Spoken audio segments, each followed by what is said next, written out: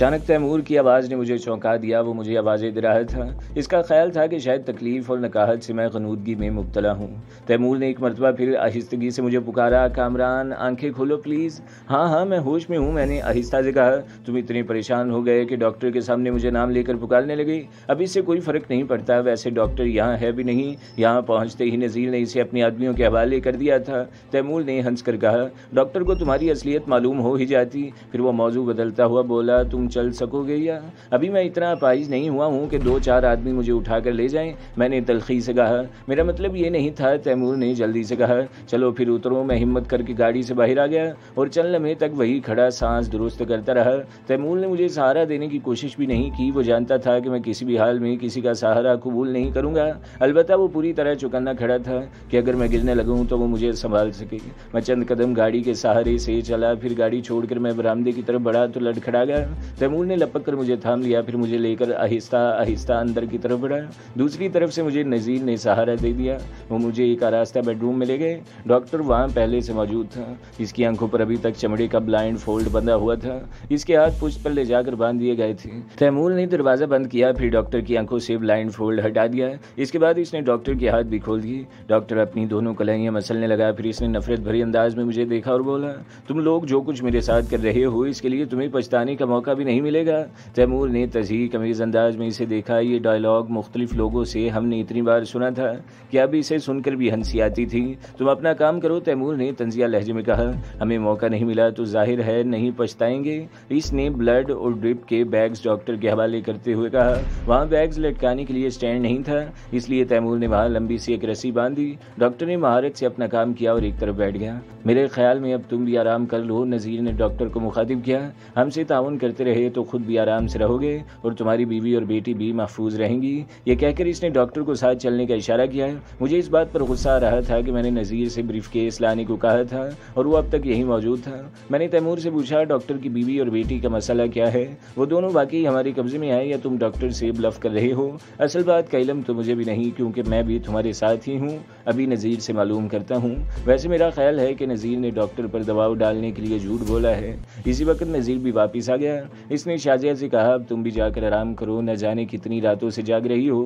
اس کی بات پر مجھے پہلی دفعہ احساس ہوا کہ شازیہ بھی یہاں موجود ہے۔ آپ میری فکر مت کریں، شازیہ نے آہستہ سے کہا، میں آج دن میں اپنی نیند پوری کر چکی ہوں۔ یہاں کوئی نرس تو ہے نہیں، کامران صاحب کو بھی میری ضرورت پڑ سکتی ہے۔ تم ابھی جا کر سو جاؤ، تیمور نے کہا۔ جب ہم لوگ سونے لگیں گے تو تمہیں اٹھا دیں گے۔ شازیہ بادل نخواستہ وہاں سے آ گئی اور بوجھل قدموں سے باہر نکل گئی۔ وہ چلی گئی تو میں نے نذیر سے پوچھا، اس بات میں کتنی سچائی ہے کہ ڈاکٹر کی بیوی اور بیٹی کو دوبارہ پکڑ لیا گیا ہے؟ کچھ بھی نہیں، نذیر نے جواب دیا۔ وہ لوگ ہمارے قبضے سے نکل گئی ہیں، ورنہ ہم ہاسپٹل چھوڑ کر کیوں بھاگتے؟ وہ آخر نکل کیسے گئیں؟ تیمور نے پوچھا۔ کیا تمہارے آدمیوں نے بھنگ پی رکھی تھی؟ میں جاؤں تو معلوم ہوگا کہ وہ دونوں کیسے نکل گئیں، نذیر نے آہستہ سے کہا اور اٹھ کھڑا ہوا۔ میں اب چلتا ہوں، مجھے کامران صاحب کا بریف کیس بھی لے کر آنا ہے۔ نذیر چلا گیا تو میں نے آنکھیں موند لی۔ مجھے بہت زیادہ کمزوری محسوس ہو رہی تھی۔ نہ جانے میرا کتنا خون بہہ گیا تھا، ورنہ میں اس سے پہلے بھی کئی دفعہ زخمی ہوا تھا، مگر اتنی نکاہت میں نے کبھی محسوس نہیں کی تھی۔ پھر مجھے تیمور کی آواز سنائی دی۔ وہ شازیہ سے مخاطب تھا۔ شازیہ، میرا خیال ہے کہ اب آپ بھی کچھ دیر آرام کر لیں، میں ابھی جاگ رہا ہوں۔ میں نے آپ کو بتایا تو تھا کہ ہاسپٹل میں 3-4 گھنٹے کی نیند لے چکی ہوں اور اب بالکل فریش ہوں۔ آرام کی زیادہ ضرورت آپ کو ہے، نہ جانے کتنی راتوں سے جاگ رہے ہیں آپ، شازیہ نے جواب دیا۔ ویسے بھی آپ کی طبیعت ٹھیک نہیں ہے۔ میری طبیعت تو اسی دن ٹھیک ہو گئی تھی جس دن کامران زخمی ہوا تھا، تیمور ہنس کر بولا۔ یوں کہیے کہ آپ اپنی تکلیف بھلا بیٹھے ہیں۔ آپ صحیح معنوں میں کامران صاحب کے دوست ہیں، وہ بھی آپ سے اتنی ہی محبت کرتے ہیں۔ جس وقت انہوں نے آپ کے نام نہاد لاش دیکھی تھی، ان کی حالت اتنی غیر ہو گئی تھی کہ لگ رہا تھا ابھی بے ہوش ہو کر گر جائیں گے۔ پھر میں نے کامران صاحب جیسے آہنی شخص کی آنکھوں سے بھی آنسو بہتے دیکھے تھے۔ یہ کامران کی محبت ہے، ورنہ میں اس قابل کہاں ہوں، تیمور نے جذباتی انداز میں کہا۔ خوش فہمی ہے آپ کی، میں نے آنکھیں بند کیے کہا۔ اب اگر آپ کچھ دیر آرام کر لیں تو بڑی نوازش ہوگی آپ کی۔ مجھے کوئی خوش فہمی نہیں ہے، تیمور بھی ہنس کر بولا۔ تم سمنحوس آدمی کسی کا دوست کیسے ہو سکتا ہے؟ پھر وہ شازیہ سے مخاطب ہوا۔ میں واقعی کچھ دیر آرام کر لوں، بلڈ یا ڈریپ ختم ہو جائے تو مجھے اٹھا دینا، میں ڈاکٹر کو یہاں لے آؤں گا۔ پھر وہ دروازہ کھول کر باہر نکل گیا۔ چند لمحے بعد مجھے یوں محسوس ہوا جیسے کوئی میرے بالوں کو انگلیوں سے سوار رہا ہو۔ پھر مجھے شازیہ کی آواز سنائی دی، کیا بہت زیادہ تکلیف ہے کامران؟ اگر تم نے مجھے آرام نہ کرنے دیا تو یہ تکلیف مزید بڑھ جائے گی۔ میں نے آنکھیں کھولے بغیر کہا۔ ناراض کیوں ہوتے ہو؟ شازیہ نے کہا۔ اچھا چلو اب سو جاؤ، میں کچھ نہیں بولوں گی۔ پھر واقعی وہ کچھ نہیں بولی۔ مجھے نہ جانے کب نیند آ گئی۔ میری آنکھ کھلی تو مجھے تازگی اور فرحت کا احساس ہو رہا تھا۔ بلڈ کا بیگ بھی خالی تھا اور ڈرپ بھی ختم ہو چکی تھی۔ میں نے بائیں جانب دیکھا، ایک کرسی پر شازیہ بیٹھی بیٹھی سو رہی تھی۔ وہ سوتے ہوئے پہلے سے زیادہ خوبصورت لگ رہی تھی۔ مجھے اس پر ترس آنے لگا۔ اس کے بال شانوں پر بکھرے ہوئے تھے اور لباس میں ملگجا سا تھا۔ مجھے معلوم تھا اس نے جھوٹ بولا تھا کہ میں ہاسپٹل میں نیند لے چکی ہوں۔ مجھے شدید پیاس محسوس ہو رہی تھی۔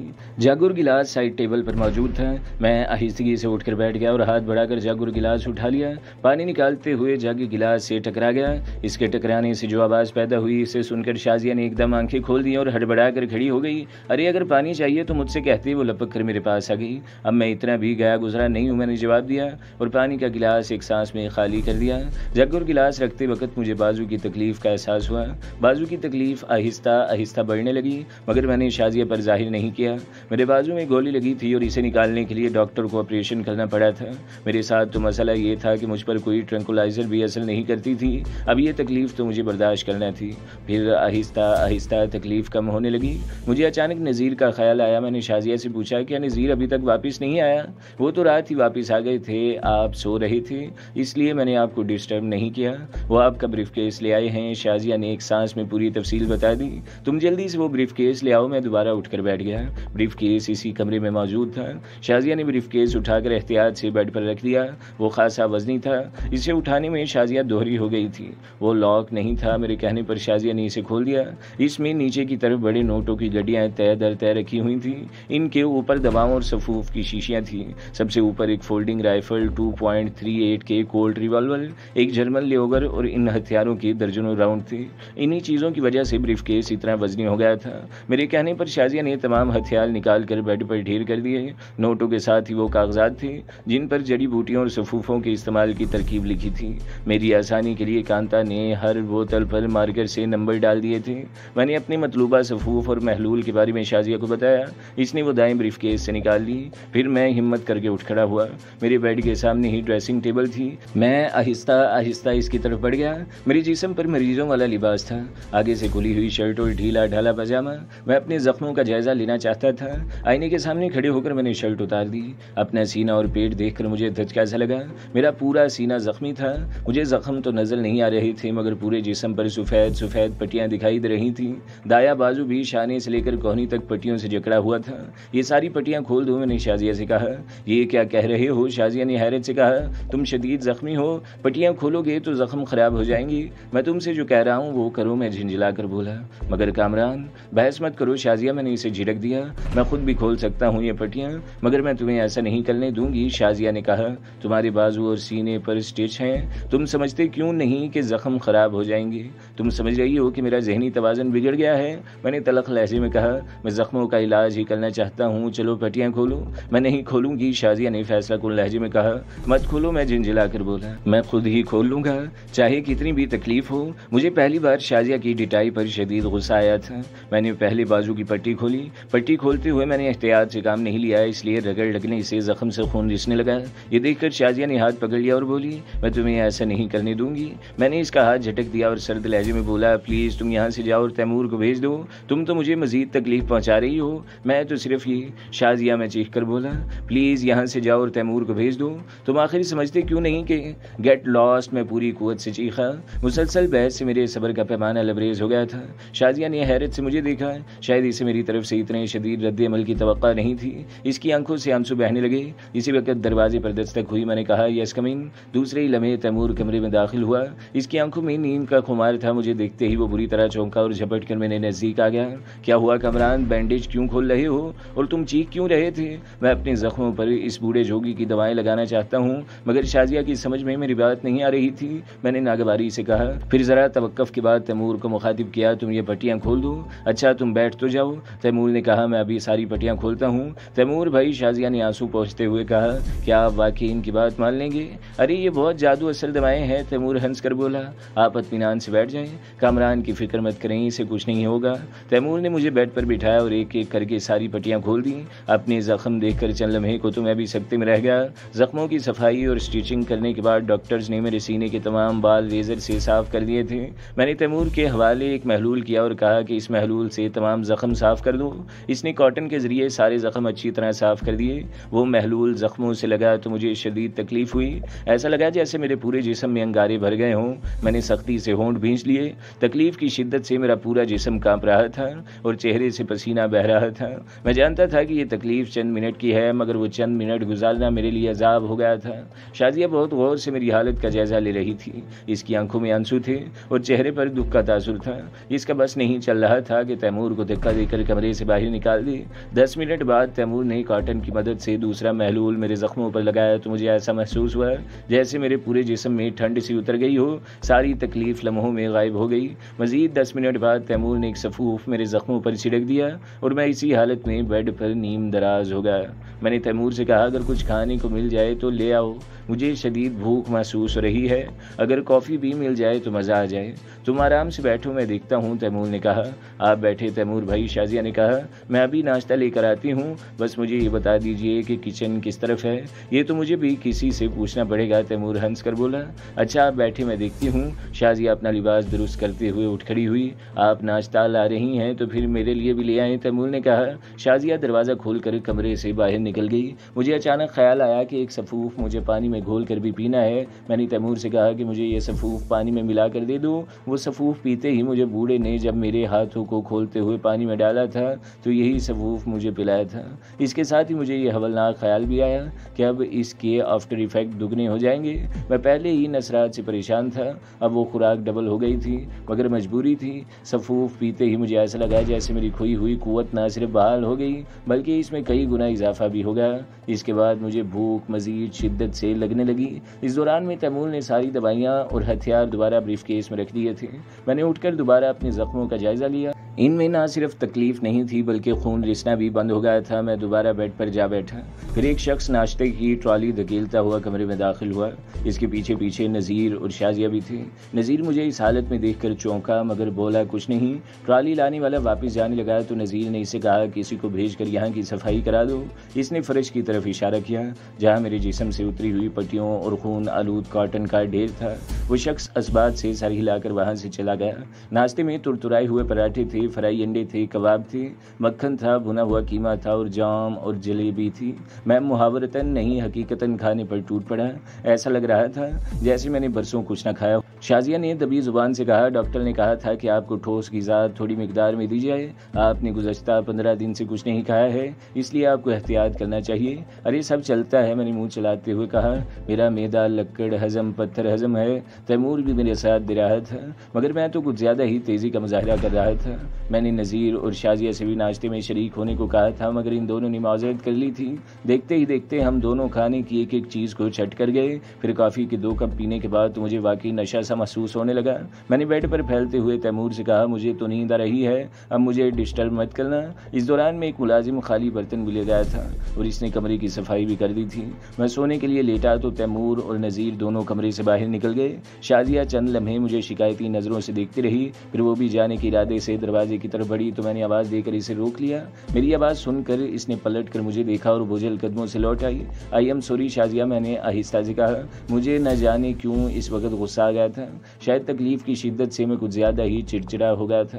مجھے معاف کر دو پلیز۔ مجھے کیوں شرمندہ کرتے ہو کامران، شازیہ نے نظریں جھکا کر کہا۔ میں نے بالکل مائنڈ نہیں کیا، مجھے تو تمہاری تکلیف کی وجہ سے پریشانی تھی مگر اب تو ایسا لگ رہا ہے جیسے واقعی ان جڑی بوٹیوں میں جادو ہو۔ تمہارے چہرے پر پہلے کی طرح بشاشت ہے۔ میری کیفیت عجیب سی ہو رہی تھی، مجھے ایسا لگا جیسے میرے سامنے کانتا کھڑی ہو۔ دل چاہ رہا تھا کہ اسے اپنی طرف گھسیٹ لوں۔ میں نے بمشکل خود پر قابو پایا اور بوجھل آواز میں کہا اب تم جاؤ شازیہ، میں اب آرام کروں گا، تم بھی آرام کرو، خاصی تھکی ہوئی لگ رہی ہو، تم سو جاؤ۔ شازیہ نے کہا میں چلی جاؤں گی، تم چلی جاؤ پلیز، میں نے زور دے کر کہا۔ کیا تم مجھ سے ابھی تک ناراض ہو کامران؟ شازیہ بے اختیار میرے نزدیک آ گئی۔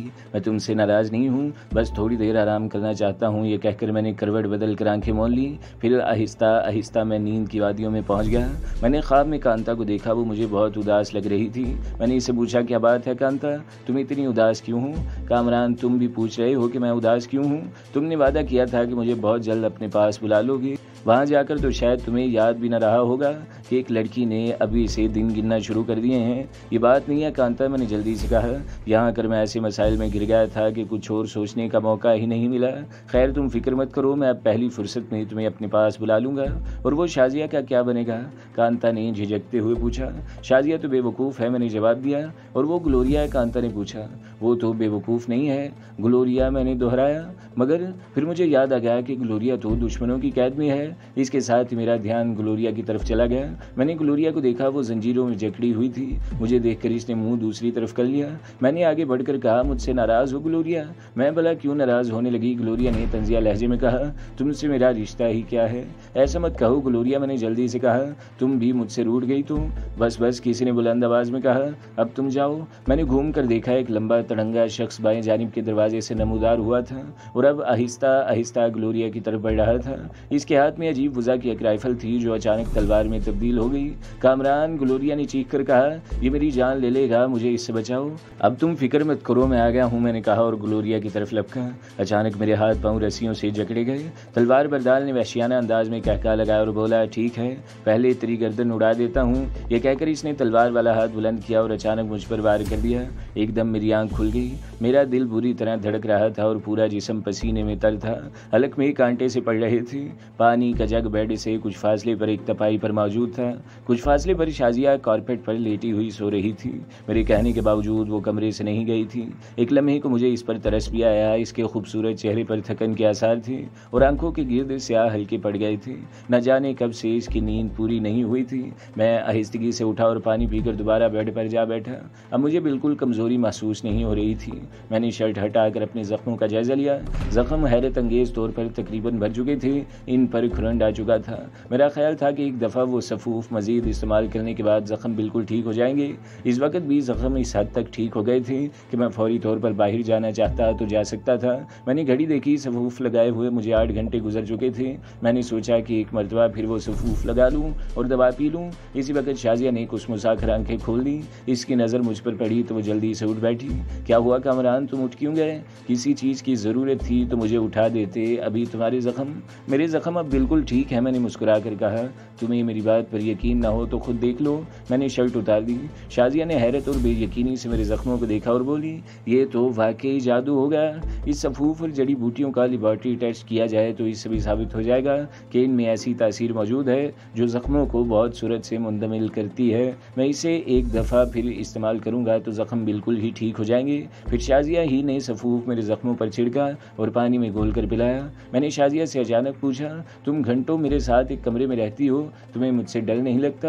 مجھے تم سے کیوں ڈر لگے گا؟ شازیہ مسکرا کر بولی، تم اتنے خوفناک تو ہو نہیں۔ عورت کی عزت بہت قیمتی ہوتی ہے شازیہ، اور مجھے خود پر بھی اعتماد ہے اور تم پر بھی۔ شازیہ نے نظریں جھکا کر کہا، پھر مجھے ڈرنے کی کیا ضرورت ہے؟ میں اس سے کہنا چاہتا تھا کہ تم جھوٹ بول رہی ہو۔ میں نے ذرا بھی پیش قدمی کی تو تم پکے ہوئے پھل کی طرح میری جھولی میں آ گروگی، مگر میں اس سے یہ بات کہہ نہ سکا۔ میرے جسم میں عجیب سی سنسنی ہو رہی تھی، عجیب سا سرور طاری ہو رہا تھا۔ مجھے خطرہ پیدا ہوا کہ اگر شازیہ کچھ دیر مزید میرے سامنے رہی تو اس کا انجام بھی کانتا سے مختلف نہ ہوگا۔ میں نے آہستہ سے کہا، شازیہ اب تم یہاں سے جاؤ، میں کچھ دیر آرام کرنا چاہتا ہوں۔ اس وقت مجھے اپنی آواز خود بھی اجنبی سے لگ رہی تھی۔ میں تمہیں ڈسٹرب نہیں کروں گی، تم آرام سے سو جاؤ، شازیہ نے معصومیت سے کہا۔ تم مجھے ڈسٹرب کرتی ہو، میں نے جھنجھلا کر کہا۔ تمہاری بدن کی خوشبو، تمہارے بالوں کی مہک مجھے ڈسٹرب کرتی ہے۔ میں فرشتہ نہیں ہوں شازیہ، پلیز یہاں سے چلی جاؤ۔ شازیہ کا چہرہ شرم و حیا سے سرخ ہو گیا۔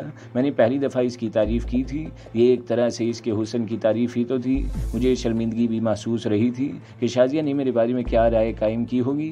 میرے کہنے کے باوجود وہ کمرے سے گئی نہیں تھی۔ میں نے سوچا کہ وہ نہیں جاتی تو میں ہی کمرے سے نکل جاؤں۔